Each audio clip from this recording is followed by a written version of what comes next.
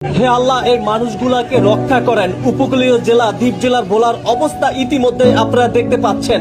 আবারও ঘূর্ণিঝড় দিয়ে আসতেছে উপকূলীয় জেলা ভোলা। দর্শক, যারা যেখান থেকে আজকের এই ভিডিওটি দেখছেন, আপনারা সবাই জায়গা থেকে ভিডিওটি শেয়ার করে দিবেন। দেখতে পাচ্ছেন এই মানুষগুলার অবস্থাটা একটু লক্ষ্য করে দেখুন। সবাই ভিডিওটি শেয়ার করে দিয়ে লক্ষ মানুষকে দেখার সুযোগ করে দিবেন। ঘূর্ণিঝড়ে অস্থিরতা হচ্ছে দ্বীপ জেলার ভোলার অসংখ্য শত মানুষরা। এই মুহূর্তে যে জায়গাতে আপনাদেরকে দেখানোর চেষ্টা করছি, এটি হচ্ছে দ্বীপ জেলার ভোলার ইলিশা ফেরিঘাটের অবস্থা আপনাদেরকে দেখানোর চেষ্টা করছি। দেখতে থাকুন।